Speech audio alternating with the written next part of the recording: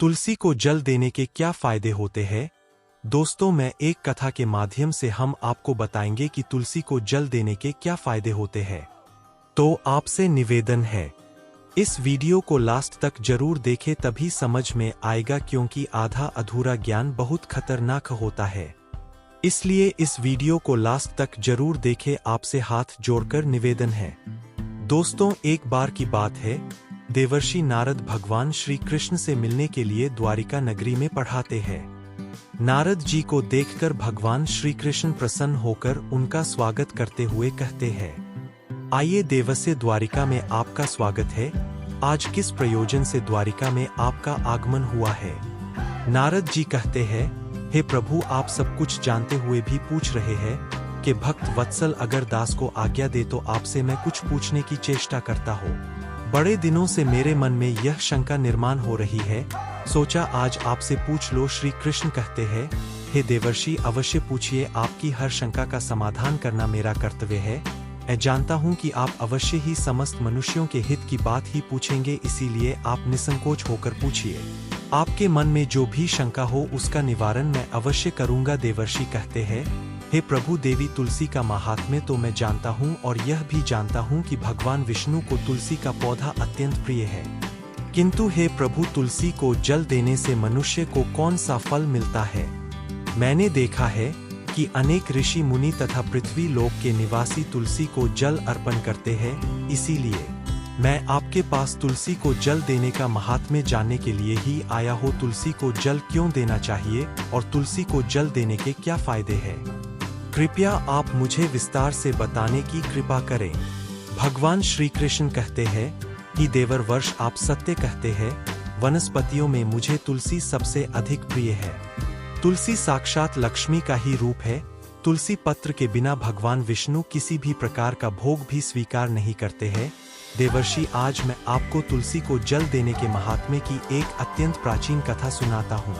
इस कथा के माध्यम से आपको आपके सभी प्रश्नों के उत्तर मिल जाएंगे। जो भी इस कथा को ध्यान से सुनता है उसे 100 वर्षों तक तुलसी को जल देने का फल मिलता है। इसीलिए देवर्षि, आप इस कथा को ध्यान से पूरा अवश्य सुने। देवर्षि कहते हैं, हे प्रभु, आपके मुख से साक्षात माता लक्ष्मी स्वरूपा तुलसी को जल देने का महात्म्य सुनना बड़े सौभाग्य की बात है। इसीलिए हे प्रभु, आप मुझसे इस महात्म्य को कहिए, मैं ध्यान पूर्वक इसका श्रवण करूंगा और इसका तीनों लोकों में प्रचार करूंगा। फिर भगवान श्री कृष्ण नारद जी को कथा सुनाने लगते हैं। बहुत समय पहले की बात है, पर्वत पर कर वीरपुर में धर्मदत्त नाम के एक विद्वान ब्राह्मण रहा करते थे। धर्मदत्त भगवान विष्णु की भक्ति करने वाले, एकादशी का व्रत करने वाले तथा भली भांति भगवान विष्णु की भक्ति में सदैव ही तत्पर रहते थे। वे नित्य तुलसी का पूजन किया करते थे। नित्य सुबह जागकर तुलसी को जल देना, तुलसी की परिक्रमा करना और संध्या के समय तुलसी के पास दीपक जलाकर भगवान विष्णु का नाम स्मरण किया करते थे। द्वार पर आए हुए अतिथियों का आदर सत्कार करते थे। द्वार पर आए हुए अतिथि को वे भगवान विष्णु का रूप मानकर ही उनका सम्मान करते थे। उस ब्राह्मण के गांव में भगवान विष्णु का एक अत्यंत सुंदर और शोभायमान मंदिर था।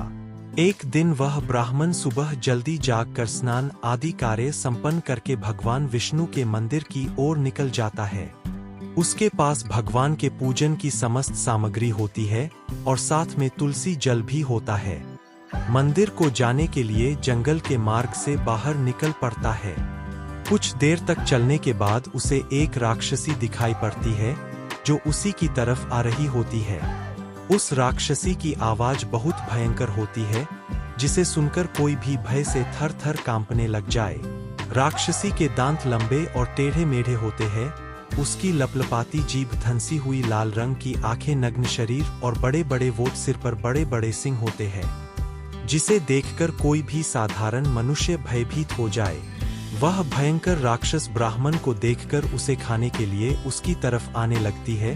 राक्षसी सोचने लगती है, आज तो बहुत ताजा ताजा मांस खाने को मिलेगा, आज मेरा शिकार मेरी तरफ ही आ रहा है। उस राक्षसी को देखकर वह ब्राह्मण भयभीत हो जाता है और भगवान से रक्षा की प्रार्थना करने लगता है। वह ब्राह्मण उस राक्षसी से बचने के लिए झाड़ियों के पीछे छिप जाता है, लेकिन वह राक्षसी उसके नजदीक आ जाती है और कहने लगती है, हे मनुष्य, तू मुझसे बच नहीं सकता, तेरी मृत्यु तय है। आज ईश्वर ने तुझे मेरा ग्रास नियुक्त किया है, इसीलिए तो बचने का व्यर्थ ही प्रयास कर रहा है। इस जंगल में मुझसे कोई नहीं बच सकता। जो भी प्राणी मेरे पास आता है वह मेरा भोजन अवश्य बन जाता है, मुझे पता है।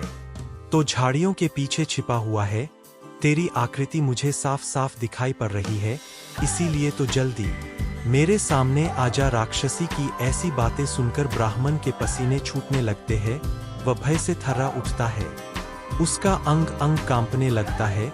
फिर वह ब्राह्मण भगवान विष्णु का स्मरण करते हुए सोचने लगता है, मैं भगवान विष्णु का परम भक्त हूँ, नित्य उनकी पूजा करता हूँ, मुझे राक्षसों से कैसा भय। अगर भगवान की यही इच्छा है तो मैं उस राक्षसी के सामने खड़ा हो जाता हूँ। फिर वह ब्राह्मण साहस करते हुए बाहर आ जाता है और साहस करते हुए महापात्र में रखा हुआ तुलसी दल मिश्रित जल उस राक्षसी के ऊपर फेंक देता है। तुलसी दल मिश्रित जल राक्षसी पर पड़ते ही राक्षसी का अंग अंग जलने लगा और उसके सभी पाप नष्ट हो गए। उस जल के प्रभाव से उस राक्षसी का उग्र स्वभाव अचानक से शांत हो गया और फिर उसे अचानक से उसके पिछले जन्मों का स्मरण होने लगा। उसने पिछले जन्म में जो जो पाप कर्म किए थे वह अब उसे याद आने लगे और उसे नरक में कौन कौन सी सजाएं भुगतनी पड़ी थी, सब कुछ अचानक से उसे याद आ गया। फिर वह राक्षसी उस ब्राह्मण की ओर देखकर कहने लगी, हे ब्राह्मण देवता, आप कौन हैं? आपने मुझ पर यह कौन सा जल डाल दिया है जिससे मेरा अंतकरण शुद्ध हो गया है, मेरी तामसिक प्रवृत्ति नष्ट हो गई है। मैं तो यहाँ पर आपको भोजन समझकर खाने के लिए आई थी, किंतु अब मेरी भूख भी शांत हो चुकी है और मुझे अपने पूर्व जन्म के कर्म याद आने लगे हैं। किस कारण से मुझे राक्षसी का शरीर प्राप्त हुआ, पूर्व जन्म के पाप के कारण ही मैं इस दशा को पहुँच गई हो, इसीलिए है। ब्राह्मण देवता, मुझे क्षमा करके बताने का कष्ट करे। ब्राह्मण कहता है, हे राक्षसी, मैं भगवान विष्णु का भक्त धर्मदत्ता हूँ और मैंने तुम पर तुलसी दल मिश्रित जल डाल दिया है जिससे तुम्हारे दुष्ट स्वभाव का नाश हुआ है। राक्षसी, तुम मुझे बताओ, तुम कौन हो, तुम कहाँ से आई हो, इस वन में राक्षसी बनकर क्यों भटक रही हो कि इस पाप के कारण तुम्हारी ऐसी दुर्दशा हुई है? मुझे सारी बातें विस्तार से बता, ओ यदि तुम्हारी मुक्ति का कोई उपाय हो तो मैं अवश्य करूँगा। फिर वह राक्षसी कहने लगी, हे ब्राह्मण देवता, आपको मेरे पूर्व जन्म का वृतांत सुनाते हुए। पूर्व जन्म में सौराष्ट्र नाम के नगर में भिक्षु नाम के एक ब्राह्मण रहा करते थे जो अत्यंत गुणवान, पुण्यवान तथा धर्म का पालन करने वाले थे। मैं उन्हीं की पत्नी थी और मेरा नाम कला था। उस जन्म में मैं बड़े भयंकर स्वभाव की स्त्री थी। मैंने वचन से अपने पति का कभी भला नहीं किया, कभी उन्हें भोजन नहीं परोसा, अकेले ही मिष्टान भोजन करती थी और पति को बासी अन्न खिलाती थी। मैंने हमेशा अपने पति की आज्ञा का उल्लंघन किया, कभी उनकी कोई बात नहीं मानी, हमेशा अपनी ही मनमानी करती थी। कलह करना मुझे विशेष प्रिय था, मैं सदैव ही अपने पति के साथ कलह करती थी। मैंने अपने पति के माता पिता की कभी सेवा नहीं की, उनके साथ सदैव ही दुर्व्यवहार किया। मेरे पति मुझसे सदा दुखी रहते थे, मेरे आचरण से उन्हें बहुत कष्ट होता था। मेरे दोस्त आचरण से दुखी होकर मेरे पति ने दूसरी स्त्री से विवाह करने का विचार किया। तब मैंने क्रोध में आकर विष खाकर अपने प्राण त्याग दिए। फिर यमराज के 2 दूत मुझे लेने के लिए आ गए और मुझे पाश में बांधकर पीटते हुए यमलोक लेकर गए। यमदूतों ने मुझे यमराज के सामने खड़ा कर दिया। यमराज का विकराल रूप देखकर मुझे बड़ा भय लगने लगा। मुझे देखकर यमराज ने चित्रगुप्त से कहा, हे चित्रगुप्त, देखो तो सही इस स्त्री ने अपने जीवन में कौन से कर्म किए हैं, इसमें कोई शुभ कर्म किए हैं या नहीं, इसके पाप है या पुण्य। तब चित्रगुप्त ने मेरे कर्मों का लेखा जोखा देखते हुए कहा, हे धर्मराज, इसने तो अपने जीवन में कोई भी पुण्य का काम नहीं किया है। यह स्वयं मिष्टान भोजन करती थी और पति को बासी भोजन खिलाती थी, इसीलिए इसे चमगादड़ के जन्म में डाल देना उचित होगा जहाँ पर यह विष्ठा खाती हुई जीवन व्यतीत करे। इसने सदैव ही अपने पति से द्वेष किया है तथा इसकी प्रवृत्ति सदा ही कलह करने वाली थी, इसीलिए इसे सुवर्ण के जन्म में डाल दिया जाए जहाँ पर यह विष्ठा का भोजन करती हुई समय व्यतीत करे। हे धर्मराज, इस पापी स्त्री ने जिस बर्तन में भोजन बनाया उसी बर्तन में हमेशा भोजन किया है, इसी दोष के कारण इसे बिल्ली के जन्म में डाल दिया जाए जिससे यह अपने ही संतान का भक्षण करने लगेगी। इस स्त्री ने अपने पति को निमित्त बनाकर विष प्राशन करके आत्मघात किया है। इस अत्यंत निंदनीय कार्य के लिए यह कुछ काल के लिए प्रेत बनकर पृथ्वी पर निवास करेगी। इसे दूतों के साथ प्रदेश में भेज देना चाहिए। वहां पर ये अनेक वर्षों तक प्रेत का शरीर धारण करके रहेगी। चित्रगुप्त के द्वारा इस प्रकार से मेरे कर्मों का लेखा जोखा बताने के बाद धर्मराज ने अपने दूतों को आज्ञा देकर मुझे नरक में डाल दिया। नरक में अनेक वर्षों तक सजा भोगने के बाद मुझे अलग अलग प्राणियों के जन्म में डाल दिया गया। इस प्रकार से अनेक पशुओं के जन्म प्राप्त करके अब इस जन्म में प्रेत बनकर घूम रही हूँ। प्रेत के शरीर में आकर मुझे 500 वर्ष बीत चुके हैं। इस प्रेत के शरीर में मैंने अनेक निष्पाप मनुष्यों को खाया है और अनेक प्राणियों का भक्षण किया है।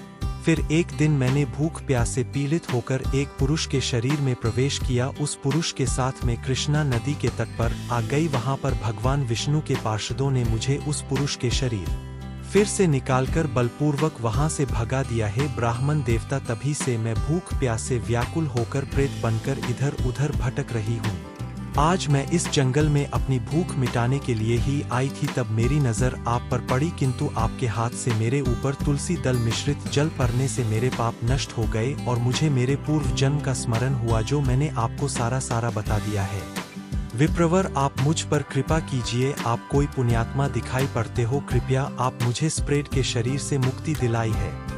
फिर वह धर्मदत्त ब्राह्मण कहता है, हे राक्षसी, तीर्थ, स्नान, दान तथा व्रत आदि कार्यों से मनुष्य के पाप नष्ट हो जाते हैं, किंतु इस समय पर तुम प्रेत के शरीर में हो, इसीलिए यह कार्य तुम नहीं कर पाओगी। तुम्हारी ऐसी दुर्गति देखकर मुझे बड़ा दुख हो रहा है। तुम्हारा दुख देखकर तुम्हारा उद्धार किए बिना मेरे मन को शांति नहीं मिलेगी। मैं भगवान विष्णु का भक्त हूँ और मैं नित्य तुलसी को जल देता हूँ, तुलसी को प्रणाम करता हूँ। शास्त्र कहते हैं कि जो तुलसी को जल देता है उसके समस्त पाप नष्ट हो जाते हैं।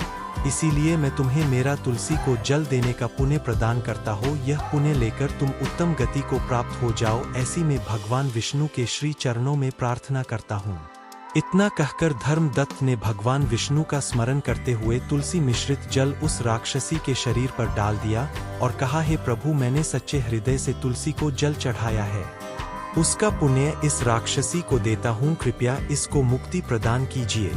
जैसे ही वह तुलसी मिश्रित जल उस राक्षसी के शरीर पर पड़ा, उसका राक्षसी शरीर भस्म हो गया और उसके शरीर से एक दिव्य रूप धारण की हुई स्त्री निकली। वह साक्षात देवी के समान तेजस्विनी दिखाई देने लगी। उसका रूप देखकर ऐसा जान पड़ रहा था कि वह स्वर्गलोक की कोई अप्सरा हो।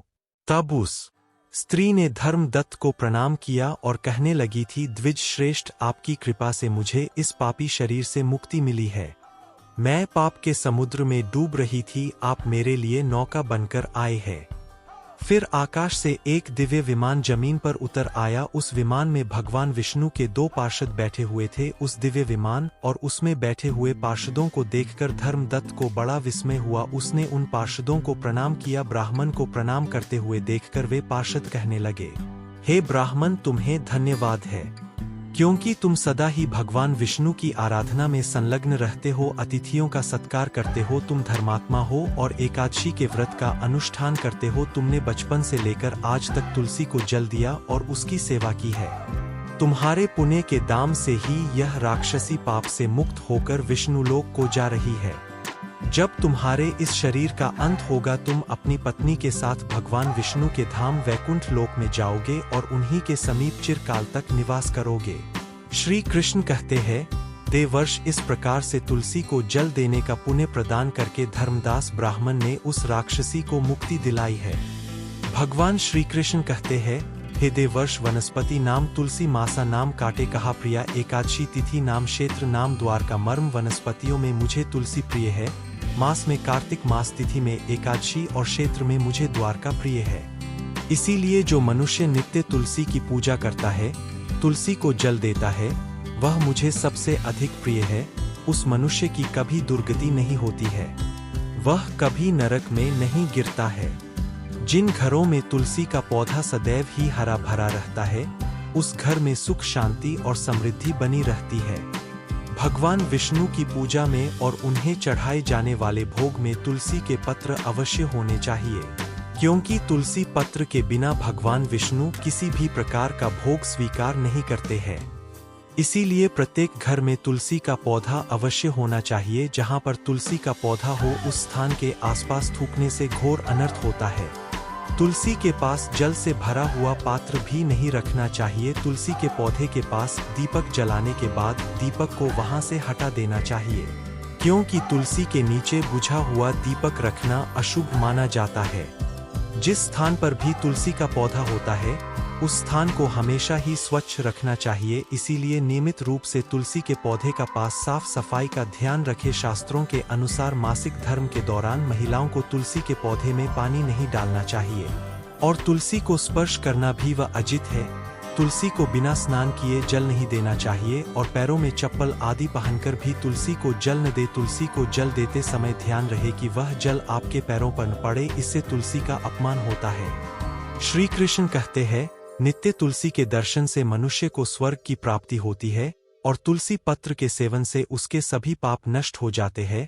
तुलसी का पौधा हमेशा ही घर के सामने लगाना चाहिए। इससे पूर्व अथवा उत्तर दिशा में लगाना सबसे अधिक शुभ होता है। देवर्षि, इस प्रकार से मैंने आपको तुलसी को जल देने का महात्म्य सुना दिया है। अब आपकी सभी शंकाओं का समाधान हो गया होगा। देवर्षि कहते हैं, हे प्रभु, आप धन्य हैं। आपके मुख से तुलसी को जल देने का महात्म्य सुनकर मुझे बड़ी प्रसन्नता हो रही है। इस कथा का श्रवण करके मेरे मन की सभी शंकाओं का समाधान हो गया है। अब मैं इस कथा का तीनों लोकों में प्रचार करूंगा। तो दोस्तों, इस प्रकार से भगवान श्री कृष्ण ने तुलसी को जल देने का महात्म्य नारद जी को सुना दिया। आपको यह कथा कैसी लगी कमेंट करके अवश्य बताएं। इस वीडियो को ज्यादा से ज्यादा लोगों को शेयर जरूर करें। धन्यवाद।